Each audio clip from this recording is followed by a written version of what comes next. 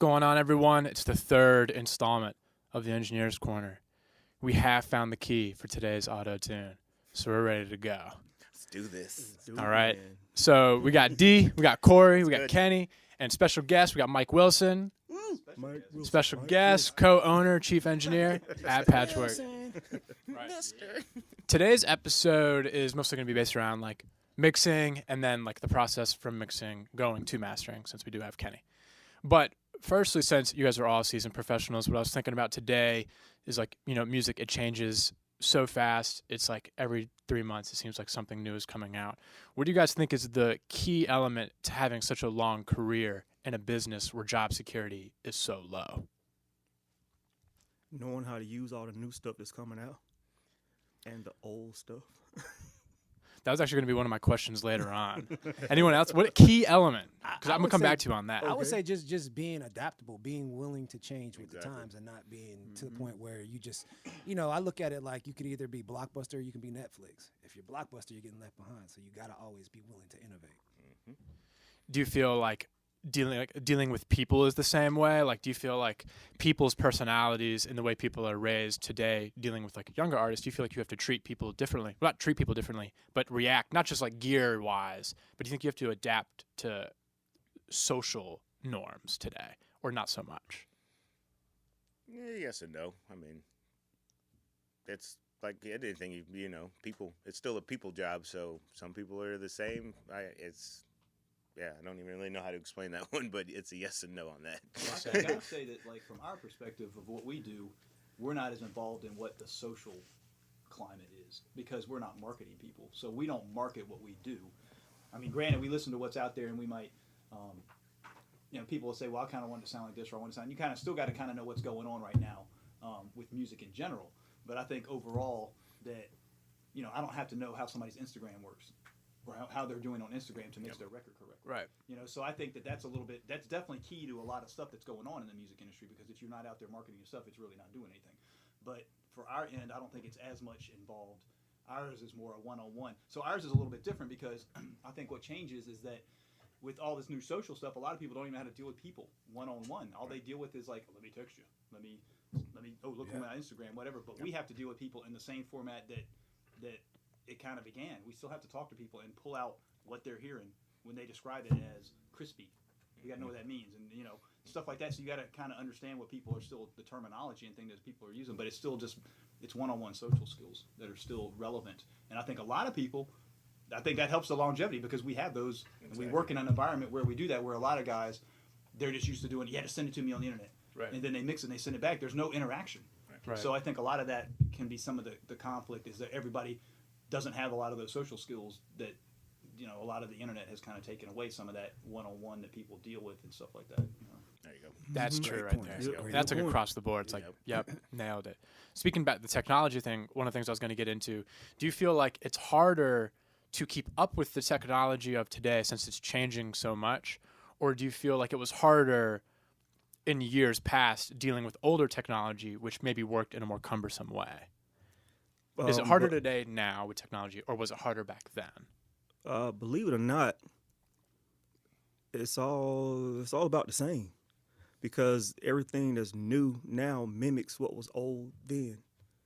And if you knew how to use it then, you know how to use it now. I guess I'm coming from the standpoint that no matter how long you've been doing music or knowing music or whatever, a kick drum is going to always be a kick drum. A guitar is going to always be a guitar, you know, and so forth. But the way that you process the same thing, you're basically going towards the same common goal, which is to make that kick drum sound like a good kick drum.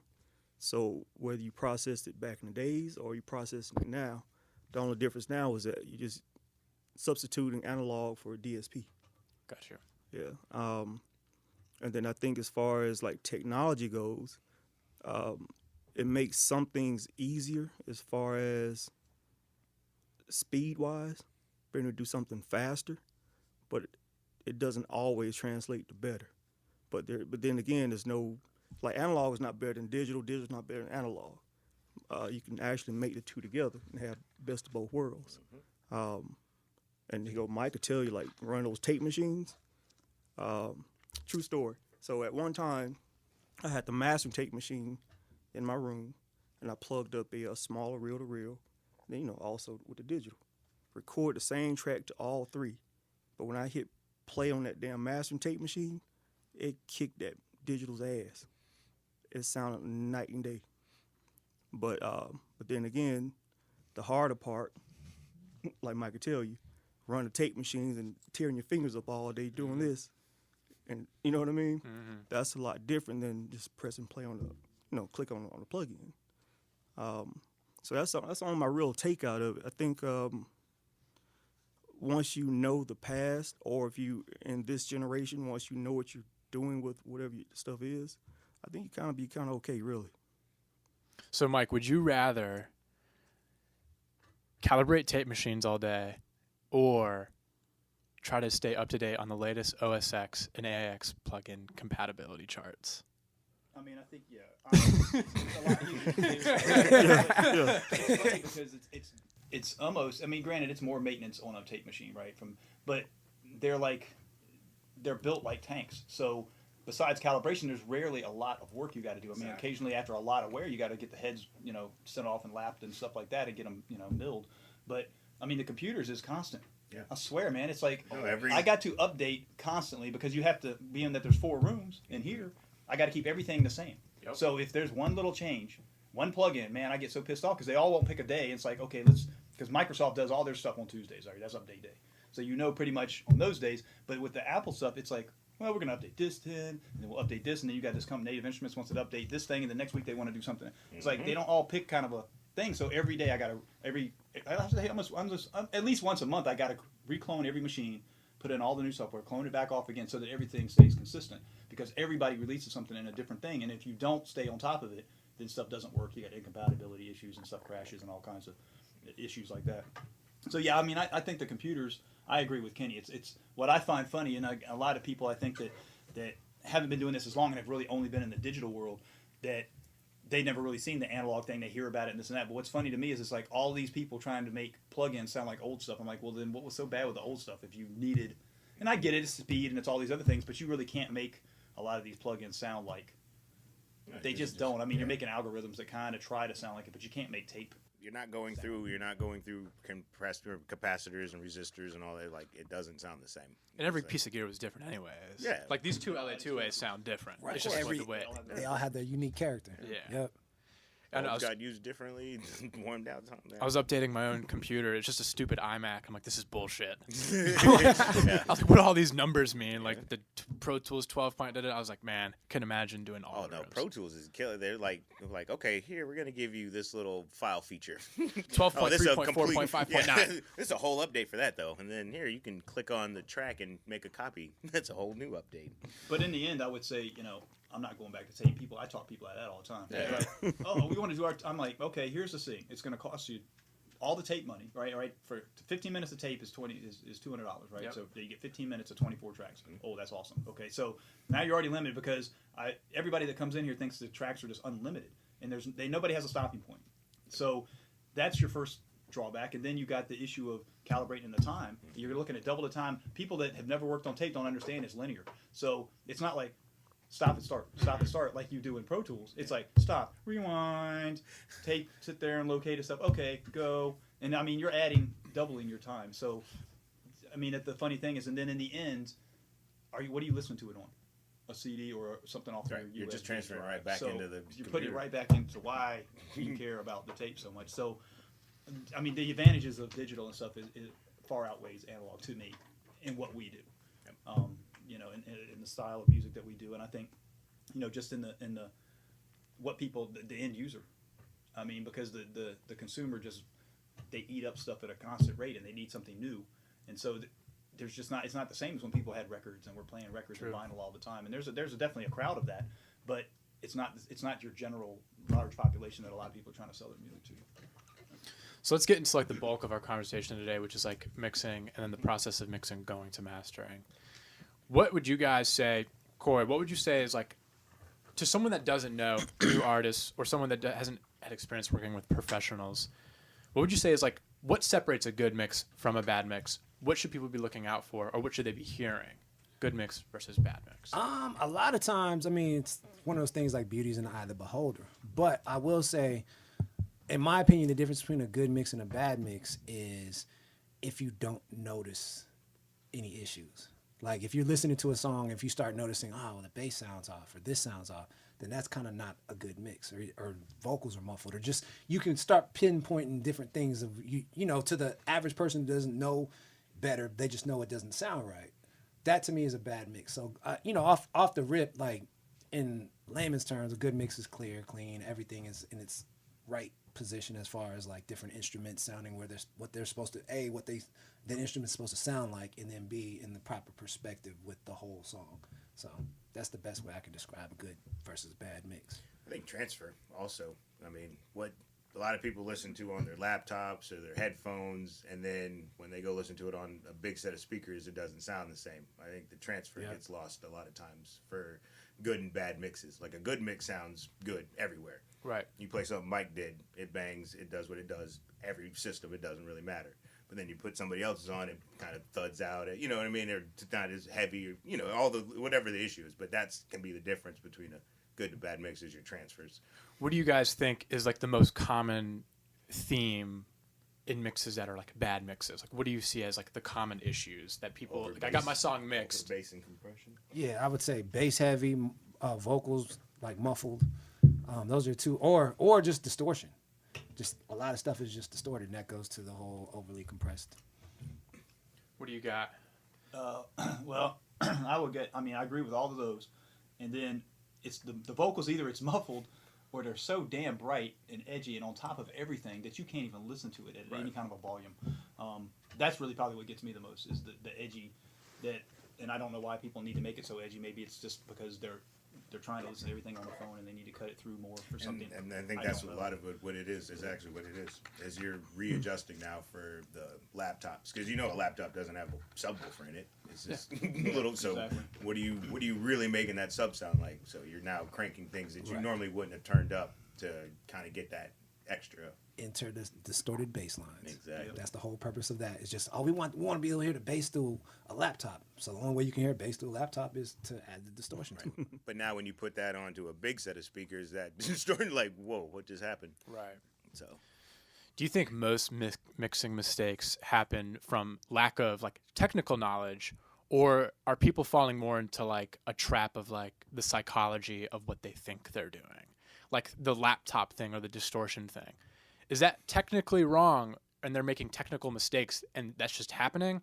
Or are people having this like awkward thing of like, well, if I don't do this, if it's not loud, if it's not this, whether they're technical or not, do people that make bad mixes, or if I have just one bad mix, did they just like have self-doubt in what they're doing? No, I think it's even something more. I think a lot of it is that they're sucked into presets. yep. Yeah. I mean, and that's not technically wrong. There's nothing wrong with the using a preset, right? But the thing is that you have to know that preset doesn't make it God's word.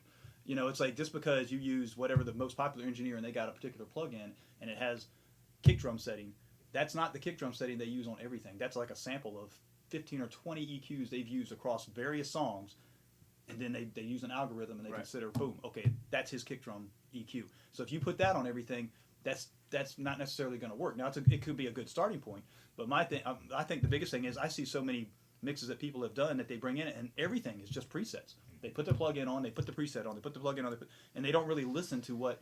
And I think that they get sucked into. I mean, almost it is kind of what you said, self-doubt, because they feel like, oh well, this plug-in says it's this guy's thing. He's the best mixer. Right. I'm going to put that on there, so I don't need to change it. Right. That's wrong. Right. And the guy that created that plug-in will tell you that's wrong because he knows how the plug-in was created also. Gotcha. And so I think the biggest thing is, hey, it's a starting point, but don't be scared to turn something and adjust something. There's nothing technically. There are things that are technically wrong in music as far as, you know, you printed this too hot, you printed this at the wrong sample rate, you did this. There are definitely, you know, your compression stuff is like screwed up for what your goal is. There are definitely technically wrong things, but it's still a vibe thing, and so it's a feel thing and all that kind of stuff. So sometimes it doesn't have to be exactly where it perfectly needs to be right. Right. You know, it just needs to sound like, you know, it just needs to sound right. And then a lot of things I think too is people mix with their eyes instead of mixing with their ears. Yeah. And that's, you know, blinky lights makes it the worst thing ever. I mean, I think honestly, if you couldn't see all the stuff, you might be better off because then you would listen to what it's doing as opposed to seeing what it's doing. I've opened up so many sessions and there'll be 10 plugins on one track, and you're like, why? Why do you need 4 compressors, 3 EQs, and a verb unit on there? It's like, none of this is necessary. Right. But then they look at you.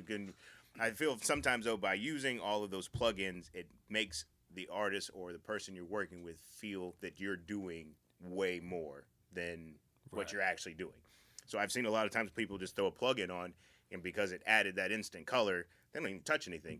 It's like, oh, that plugin did what it was supposed to do. Boom, there you go. And then they, move on to the next. So I think that, not necessarily using your tools properly. And I think we're getting into an age with a lot of younger engineers falling back on just templates. Like everything is a template now. Oh, I got so and so's template, so I'm good. And they think it's just a plug and play, and I just plug it in the equation and it's gonna be magical. And it's like, no, a template is a starting point. Like Mike said, everything is a starting point, but you've got to tailor it to every individual song because every individual song, every sound, every vocal is different. So I think that's one of the things that I've noticed.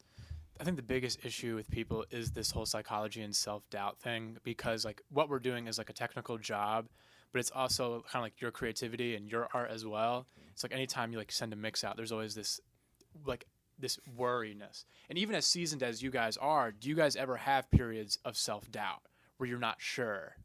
Or are you guys at a point now where it is what it is and and this is what I'm sticking by?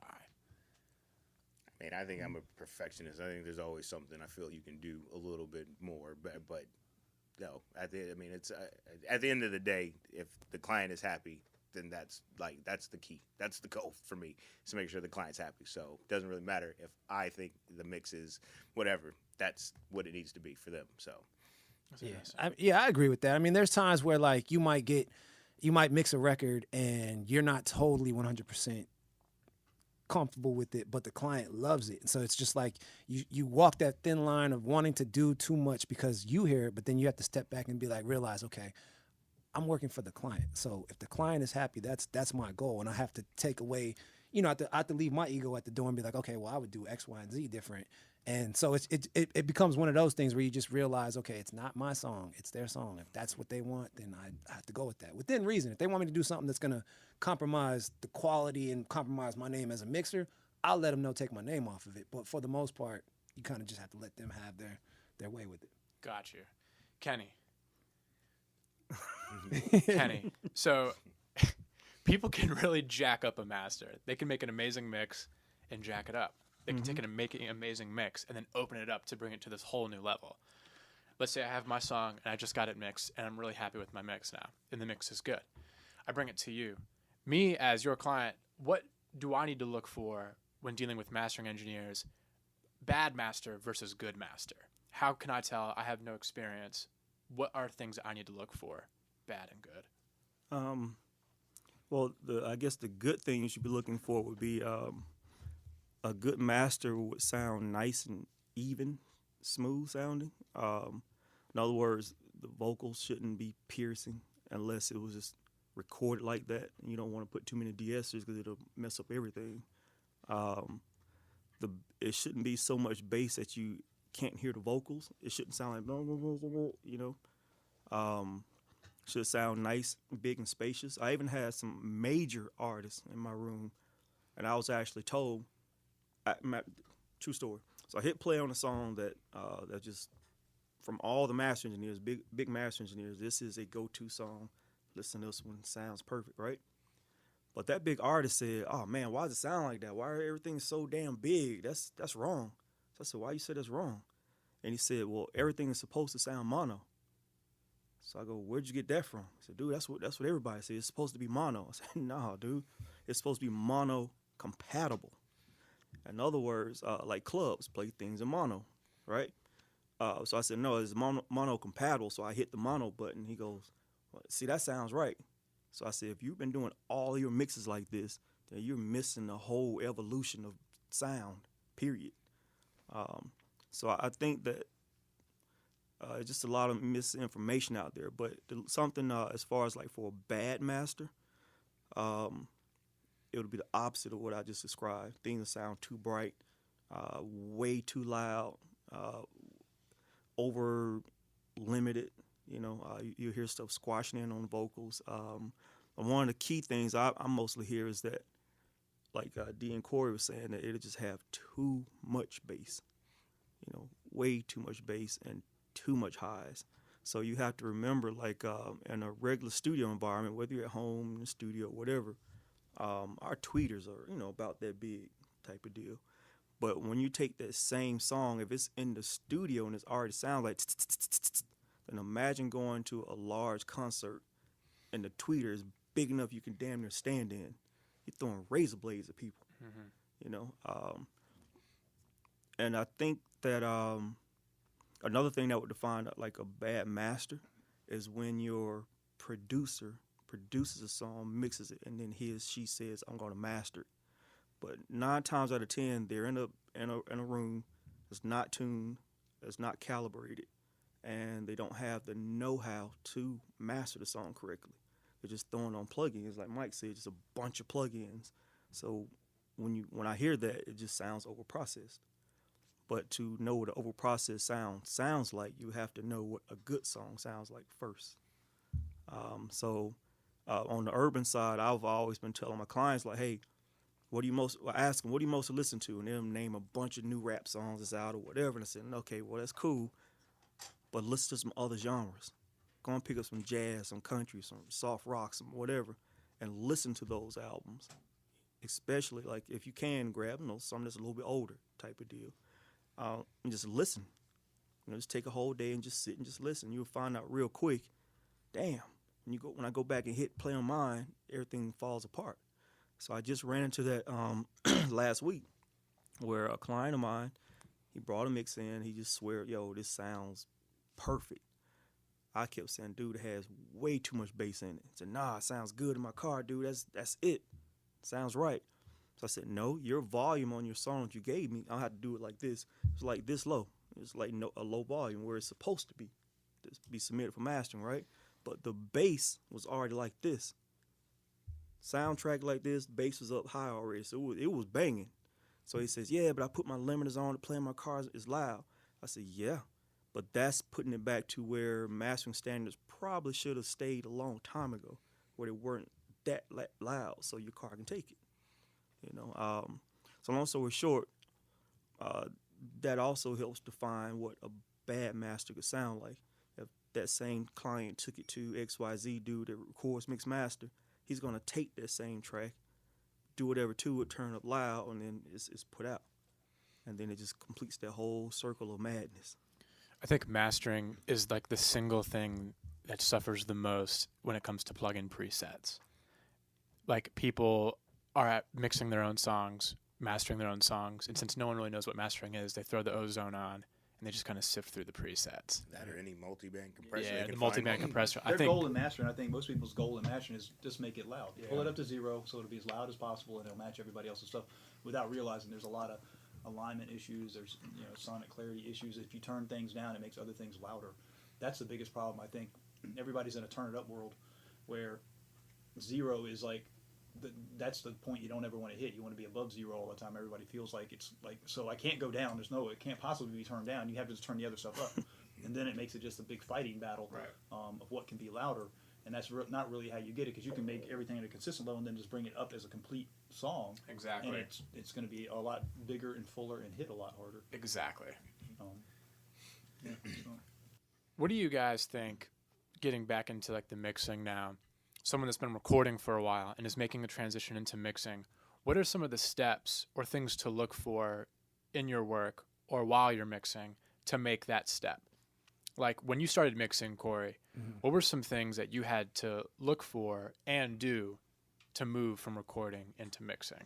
A lot of it was just consistency, consistently being able to deliver, a sound that A, my clients liked, and B, I was comfortable with. So a lot of that is just, and like you said, it comes from just experience. And so it was little things like really understanding and knowing how to de-ess a vocal and compress a vocal right, or just all the little technical things that you do as an engineer coming up.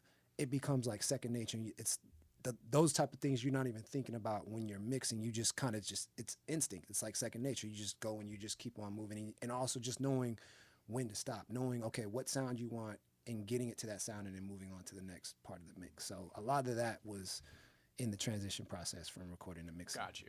I think a more broader question, I think that's easier, is what do you guys see, like what are the most common mistakes you see from people that are good and technically sound, but they're just new to mixing? What are common mistakes you see being made when they first start doing mixes? I know one. Additive EQ. I think what I see a lot of times, if I get a new mix engineer in, and I can actually see them while they're working on what they're working on, I think and I see this across the board. The biggest problem that I always see is that when I say, hey, okay, well, it has too much highs in the song, or too much lows and mids, or whatever, or this too much reverb. Believe it or not, they'll stop, play, nothing playing, make the adjustments, and then hit play again. That is the most weirdest thing I've ever seen in my life. But I see it across the board all the time. You make adjustments by stopping the session, stop playing. It makes no sense. But that's what I see all the time. Got you. From new mix engineers. But too much solo instrument work also. Like, so what does that mean? What is the problem that arises from that? Because some instruments need the other instruments to kind of complete their sound. But if you're only working in solo, then you might take something or add a frequency to a sound that another instrument might have needed. But if you're only dealing with solo, you won't hear that. So I think a lot of times people forget that, all of your instrument tracks might need to be played at the same time once you kind of get them to where you want them. So that way you can be like, all right, now this needs to come down or needs to get EQ'd a little bit differently or, whatever it might be. But I think the solo work kind of gets in new mix engineers' ways. That's a good one. I agree 100% with that, because I think the biggest problem that new guys have is that they forget to look at a song as a song instead of a bunch of sounds. And so while I guarantee you anybody in here can listen to a song and they can pick out all the instruments. Oh yeah, I hear the hi-hat, I hear this, I hear the open hi-hat, I hear the bass doing this. We can hear all those things, but if you don't learn how to know that it's not a bunch of individual sounds, it's a song. And so each of those elements has to come together, and I think that's one of the biggest things that the guys have. And I think a lot of it, the reason I think it's harder for guys to learn how to mix now, because so many people try to do it at home. So when you get a lot of tracks, right, you get a 2-track, and so you're stuck with the producer's mix, which sometimes are good, sometimes are bad. But the thing is that I think a lot of guys, and this is because I train all the guys that come up through here to kind of get to the mixing point. And the biggest flaw that I find is that they're so used to having to track with 2 tracks where they can't make any adjustments during the session that and the vocals usually always sound good because they always have the vocals as separated tracks and they're able to blend and work on the vocals, but they're never able to really work on the music. So it's always, a lot of times when they're coming out and just getting started, their music always tends to sound like a 2-track instead of sounding like a mixed song with the vocals. So that's one of the biggest things, and I think that hurdle is because people track with 2 tracks now. You get the track in the email, you get the track in the from the internet or whatever, and then it's already blended. So you don't really get to work on it as it. Now, when I was coming up, everything was separated. We tracked out everything as individual sounds in the studio. We didn't get it on the internet. We got it. The guy was there with the machine. He was there with the bass. He was there with the string. I mean, whatever. Everybody was there. And we're cutting them, and then we're blending it. And then every time you pulled up another reel or another song, you had to blend it again. Mm-hmm. It wasn't like, oh, it's already in there. So you got a lot of mix practice just tracking because you had to get the volume levels right on everything and get it sounding right, before you could really even do the tracking and stuff. And that's a little bit different these days. So I think that's a hurdle that guys have to kind of work over that are used to just tracking vocals all the time, because you don't really track out beats a whole lot anymore. I mean, most times the beats show up already tracked. Yeah, and that's cool and that's good and it saves studio time, but it does limit you on that. So you have to kind of learn how to work on a multi-track and learn how to mix instead of just having a 2-track. Because like I said, the vocals typically sound pretty good from guys that are starting up because that's what they get to work on. Right. But they don't get to work on their music at all. So that's where the limitations come in. A personal question. Do you guys, when you're doing a mix, do you guys start with vocals or do you guys start with music? Because it seems to be like it's one or the other. I start with drums, always. Always? Well, I start with drums because now if I was doing a different style of music, I might start with vocals. Gotcha. So when I'm doing hip-hop and I'm doing stuff that's drum driven, it's heavy drums, right? Everybody drives with the drums. So that's going to be That's going to be probably the loudest thing in my. That's what's going to drive my levels. Right. Right. Is my 808s, my kicks, stuff like that, snares. They're gonna drive my levels on my meters. So if I start with the vocals and I get those like nice and where I want them, and then I got to go to the music, then it's going to push everything into the red or whatever because I'm not going to have a reference point of where the loudest sound needs to be. So I typically will start with. What I like to do is start with the drums as a complete drum section. I go through and I get all my drums kind of like I want them, and then I'll add in the music, and then I'll add in the vocals. And then I'll go back sometimes and I'll strike the whole thing and then Right. start redoing all my levels now that I've got my EQs where I want as a whole song. Right. And redo my levels and my pans is kind of how I want them. But I typically will always start with the drums, being that that's going to be my hardest hitting, loudest point that's going to drive my levels. What are you guys starting with? Well, Just depends. for me, I start with vocals. It's See, the, there's it's two- the, no, 'cause there's it's two the camps. opposite. There's two Yeah, camps. and the reason for me is because a lot of times, like with me, vocals to me, I have to spend the most amount of time on as far as like technically, especially if I'm having to clean up vocals and do a lot of that stuff. So I kind of I look at it like it's like that's the hard work, even though none of this work is hard to me, but that's like okay, let me get past this bad dinner to get to dessert. The music is dessert to me. So I go through all that and I get all my vocals right. I never really level wise, but just like compression, DS, and EQ, that type of thing. And then I go to the drums, and then I go to the rest of the instruments, and then similar to like what Mike does, I bring everything back down, and then I start out with just the instruments playing, and then I'll bring in the vocals to match to get to the levels of the instruments, and then I bring up the drums behind it just to give it that feel. So everyone is different, but that's been my little process. What are you starting with, D? Just depends. Really depends. Whatever color track you like the most. Yep. I'm serious. That's right. Oh man, I'm like Yeah. I like that one. Yeah. Let's start with that one. really digging this blue That's track. like, today, because sometimes it's just like, hey, I feel like working on the beat. I feel like hearing the music way before I feel like dealing with the vocals. So Yeah. Sometimes like, let me go and get the vocals out of the way, and then I'll deal with the beat. Hey, it's Tuesday. I feel like doing it this way. That's the pleasure, I guess.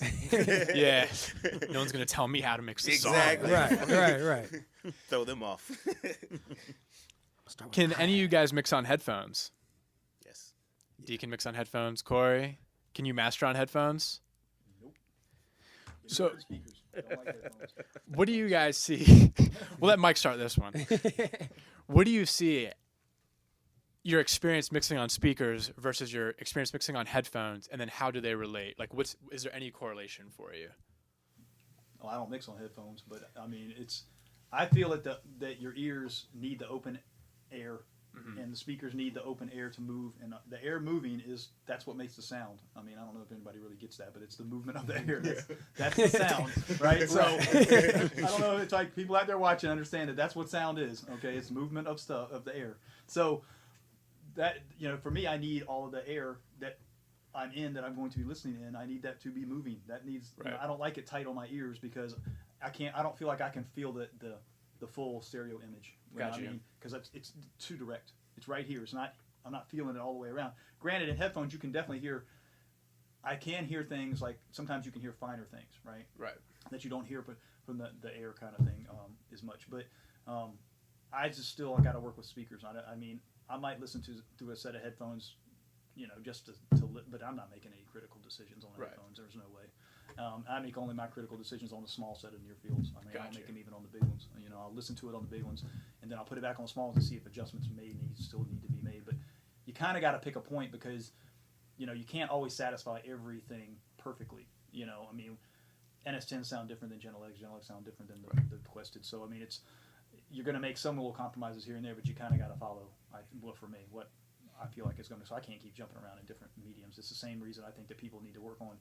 Oh yeah, I can mix on whatever. It's like, no, you really can't, because you have to have something that you have as a ground line Right. that tells you, okay, here's my point. Now I can mix on NS10s, but I still probably need to hear my reference mix that I listen to all the time Right. on those, so I know what is going to change on this, because they're going to be more 2.5K sticking out. There's going to be more vocal presence on an NS10 than there's going to be Gentle X, and there's not going to be as much bass. So I kind of got to hear some kind of a reference point. Gotcha. But yeah, I'm speakers. I can't do. That's why I don't. So I asked earlier, do we got to wear these things? I didn't want to wear the headphones today. I was like, I don't want to wear those. Yeah, So, I just think they're uncomfortable sometimes. They are, but I mean, it's mainly it's just because this is where we're at. People Exactly. are on headphones. They're listening to their AirPods. They're on the laptop. Like, I mean, you kind of, I look at it more as like I said earlier, the transfer process. I just kind of use the headphones as more, these are what they're listening to, so I need to make sure it sounds good. I even have a little JBL Flip 3 that I listen to now. That's what they use. I mean, I see them walking around all the time with these little speakers. So it's like, if you're not willing to have your shit sound good wherever, then why are you doing this? So, do you feel like, since most people like don't have the luxury to like mix like in a tuned room and nice, and headphones is like the only like thing that like remains constant in their lives, but do you feel like that is the reason why people get stuck in mixing with their eyes? Well, I think because on my end, I'm actually a hybrid between what everybody is saying. Well, matter of fact, I use the speakers, headphones, and the JBL Charge 3. So the difference is that, like when you're going through school, they'll always give you closed back headphones. You know what I mean? But that's really the purpose of, I'm working on whatever I'm studying right now, but I don't want to have it bleed into what Corey is working on, or Mike or D. So using closed backs. But truth be told, as an engineer, you need open back headphones, meaning the headphones you can actually, like, these are closed back. These are nice Audio Technicas, but you would need open back, the one you can see drivers inside there. And so what happens is, with the open back headphone, it tries to mimic, like what Mike was saying, you can't hear the air out of this, but you can a little bit with open backs. You won't be able to feel that pressure that makes you go, yeah, that feels right. Because I'm the same way. I have to master on my speakers, just like period. I have to master on my speakers, then go back, and then I can listen to fine details on my headphones, like Mike is saying. And then after those two paths go, then I'm popping in my JBL Charge 3, because that's what my end user is going to, have something like that. I hit play, then that thing passes go, then everything is, relatively pretty good. But yeah, if you're going to use headphones, if that's your only crunch, then it will have to be a nice open back set. That or just know your headphones. I mean, I'm not saying you can't. I mean, you can. I guess we're in the day and age where you can't tell people they can't do something, because then it just becomes that whole watch this. But it's like if that's what you're gonna use and you're gonna do, then I say know your set of headphones like inside and out. Listen to all the reference mixes. Go back and listen to this, that, and the third, so that you know exactly what those headphones do sound like when you're trying to kind of mix some stuff in there. Granted, it's not gonna sound like what we can do in here with a tuned room and real stuff, but for laptop mixes and all of that, Yeah.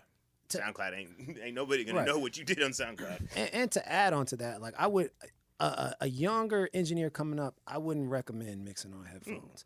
And like for me, like don't I mix on headphones out of necessity, and it's more so out of, I'm on the road with somebody and they got to turn this mix in, and I got to make sure that it sounds like I did it in the studio type thing.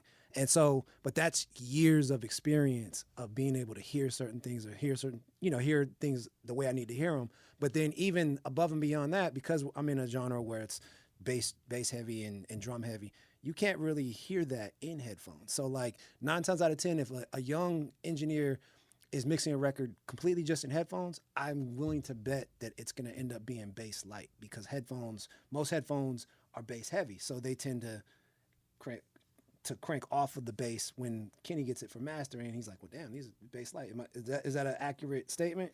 It's like someone mixing with like beats, which we know have like a more darker sound. Right. And so there's obvious EQ curve. Right. And Yeah. and so it comes down to like being able to navigate through all that. Being able to navigate, being experienced enough to know, like, okay, these headphones, I can hear certain subtleties, but then there's also a lot of stuff that I can't hear. So I can't make critical decisions on, okay, the way this 808 is sitting in this mix, or things like that. So I definitely wouldn't recommend it for young engineers coming up. Like I said, for me, it became out of necessity. And even now, a lot of times if I'm like on the road and I need to turn in a mix, I'm still going to take that mix and try to listen somewhere else on a different medium just to make sure. Of course. So only a couple more things, and we'll let everyone go and like get to work. What is like the best piece of like technical advice you could give somebody that you've learned like through mixing, for someone that's starting out mixing, whether it be something that you're looking to do on your drums, on your vocals, or your instruments? Just something that people could like start looking at or trying to do to help them just move forward. I mean, Like Corey, what do you like? What's your like? I'm not saying giving any secrets away. Oh, I don't but have what no is something secrets. that's like someone that's starting out that what they may not know, like on vocals, like you can try this. It's to hard. get It's things hard to going. really say just because everything is different. Every situation is different. My biggest advice to young mixers coming up is to trust your ears first and foremost. Like, it comes down to at the end of the day, like it's music, and so like if you're so focused on okay, well I got to technically set this de-esser to be this ratio and all this and all that, then you're missing the point. Like I would just say like, and while we all are engineers and we know the technical stuff, I always just, the running joke is like, I just turn a knob till it sounds right, till it feels right. Gotcha. And, I know technically what it's doing, but I'm not sitting there thinking technically. So my biggest advice is just trust your ears. Any advice, D? You can add 5K to your sub bass, and it'll be a nice little poke through on your laptops. Love it. Without having to actually adjust your sub bass. So, make another track, pre-send it, and then you can EQ 5K into that, and that'll kind of help you out without messing up some other stuff. Exactly. There is like a right way to technically do wrong things, I guess. Yes. Kenny, advice, man? I would say if you are a mix engineer or the recording engineer, and you say and you're new, I would say the biggest advice would be to get that artist in your room. Like in other words, let's just say I recorded D's vocals or something, right? Then if I'm sitting there mixing his vocal, you wouldn't need to mix them. Well, not his. 'Cause his always right. So make sure the key's right though. Just make sure the key's right. Yeah. So I think what's missing like nowadays is like sometimes I've had plenty of artists come sit in my room. I press play on the song. They go, man, it's just I don't know something with my vocals. I don't know if they're loud enough or they're too this that. And I said, well, rap your song right here in front of me or sing it right here in front of me, and I'm going to press play. Then they find out really quick that they don't sound like what they have recorded or mixed or whatever. So in other words, if you're a new mix engineer or a new recording engineer, bring the artist in there with you and have him or her rap, sing, whatever they do in front of you. And then you'll find out real quick that, you know what? When she's saying these vocals, she doesn't sound like pss, pss, pss, pss, pss, but that's what your recording or that mix sounds like. Mm-hmm. So just to make it sound how that person is, I think that's the biggest advice I can think of right now. Mike, any advice? Yeah, don't be scared of panning, and you don't have to pan everything hard left and right. Damn right. Right. Yeah, it's a stereo field. It's not two left. It's not a left and a right speaker only. It creates a stereo field when you do stuff. So, I think people's biggest thing is the first thing I want to do is let me put a plug in on a bunch of EQ, a bunch of this, a bunch of that to try to make something pop out. It's like, man, if you just move it in the sound field, you probably don't need to even do anything. I do more with panning and levels than I do with any other thing. Got you. And the biggest thing too is it's like not everything needs to be hard left and right. Things can go like, at different clock points. I mean, you can even have a stereo track they're still both one's like this and one's like this. They're still toward the left. It's not a thing of where you got to have some of it on the right. You don't have to. It's music, so it can be, and I like to visualize. So if you're able to visualize what you're doing, visualize a performance. I always visualize a performance of whatever it is. How would this sit on a stage? Right. If I was watching this person perform this song, even though, granted, the drums probably can't be played that way by one drummer, right? Because it's a lot of different little stuff. You can't play the snare and a 16th hi-hat and a crash, and you can't do all of those things with two hands. But still, if I'm thinking that, I still look at it as like, okay, even if this was one guy playing it and all these instruments were up there on the stage, where would they sit? And put them there. Everything doesn't have to be in the center or hard left and right. That would be your biggest friend if you try to work on things that way and try to, you're basically trying to paint something with audio is really kind of what you're doing. You're painting a picture with sounds. Yeah, that's a good point. And quit putting all those damn stereo spreaders on everything. Well, and if you're going to spread it, like, you got to spread it, man. You can't put that thing on there and then keep it short. It doesn't do anything. Like, what do you do? It looks cool, D. It looks cool. I like the way the meter works. Yeah, it's like, come on. Upside down triangle. I've seen S1s and they're like dead centered, like barely spread. I'm like, you're not even doing anything. And there again, if it's not a stereo sound, why is it in stereo? If If it's a mono sound, you're cool to put it in mono. There's nothing wrong with mono. People are so scared of mono. Oh man, love mono. Mono's good. it. I mean, If you don't check your lots stuff, of things are in mono. So. I like checking my stuff in mono because if you do all of the crazy panning, you forget things go away. It's like, oh yeah, I put that all the way in the left. Oh yeah, it went away. Yeah. Forgot about that. We have phase meters where we can check everything here, so we know if things have gotten completely lost. But Exactly. Yeah, checking in mono is always good because you never know when play it on television or one, it might just be in mono. You never know where things are going to end up being in mono. Like you play it in a theater, and it's just a trailer for something. It's going to be in mono. You're not getting surround sound for your trailer. So, it could be sitting right in the mono. You just never know. But yeah, it's always good to check everything in mono if you're doing the kind of things. I saw this question like on a Facebook group, and I didn't even think about it at first, but then I was like, might be a good question. I thought it was a funny question, where some guy from like some country in like Russia asked this question. He was like, "How long did it take for you to actually like the mixes that you're working on? When you first start mixing, you're not like the bomb right away. It like takes time to hone your craft. Mm-hmm. At what point personally did you like, this is like I'm at like the top, like I like all my mixes, da da da da." Like, and people had weird answers to be like, "Oh, to this day I hate every mix I do," or this guy was like, "Oh man, after 1 year, send me your song." Did you guys have to go through that where like you go through like this love and hate relationship during the learning process? That's a tough one, man. I say I like all my mixes when I did them. Yeah. So, you go back and listen. So then now when you get further down and you get more experience, I could have done this different. I wish I might have changed this. So I can do that on every mix too. Right. So I wouldn't say that I hate or love. I just think everything that you do, you learn something new that can be done better. And technology changes, which allows you to do things. Oh, that would have been cool if I'd done that because now I could do that. But back then, in order to do that, I would have had to have 10 different reverbs chained this way to do this, this, and this to create this one little reverse reverb thing or whatever, which you can do immediately now. Right. So I think a lot of things you just hear it as it's more of an evolution. Right. As opposed, because you got to kind of look at when you did it. Okay, well, when I did that, was the some of these things even available to allow those things to happen? Right. Or you could manipulate the sound to do that. So I think a lot of it's that, and I'd say on every mix I've ever done, I can listen back to it and I can always find something wrong with it. Gotcha. But is it wrong or is it? I mean, it sold 4 or 5 million records. Is it really wrong? No. Right. So, right. There you go. Was it who's the guitar player for the Eagles? Joe. Oh, you got let me see here. Glenn Fry, he passed away, and then you got There's some Joe guy. Walsh. Joe Walsh. Yeah. This comment. So Joe Walsh, famous guitar player for the Eagles, he said if he had Pro Tools back in the 70s or 80s, whenever they made Hotel California, he said he'd still be working on Hotel California. He said he'd still be working on it. Yeah. There's just no ending point. I mean, it does. That there is that advantage with Pro Tools that allows you to do so much, but you still, as a musician, got to know when you've done too much. Things can be overproduced. Always can be overproduced. You can always take it way past the point. Sometimes simple is better. Sometimes simple is not the best way. But you got to kind of know, and that's what being good at your craft is that you know when to stop and say, it's the best I want it to be. It's what I want it to be. It may not be the best for you. It may not be the best for you. But not everybody's going to buy your record, and you got to make it for yourself. And so when I do a mix, I make it for what I think is best for what I hear and what I'm doing.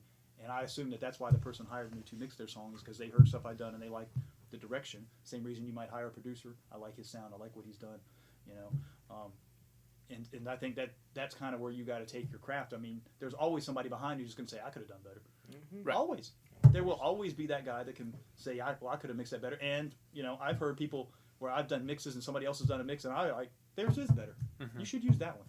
Because they came up with some ideas or something better that I liked better. And I'm like, I like that better. That's so real. you should roll with that one. And you can't get mad about it because it's like, you can't get mad about a song. You're like, that's the suckiest song ever. Well, then just don't listen to it. Change the radio station. If you don't like it, somebody else likes it. That's why it's on the radio. Like I tell There's people all the tons of time, songs I don't like. you don't get to choose. That actually ties in perfectly to my last question that I had, because I wanted to ask this earlier when we were talking about like technology and stuff. And the question is, like, if we took the technology of today and gave that access to people like in the 80s or in the 70s or in the 90s, would the music sound the same as it does today? Like, does technology define the sound of music. No. Somebody's got to put the plug-in on there. No. You got I'd to say touch that- it. I'd say that social, the state of the state of the world defines music.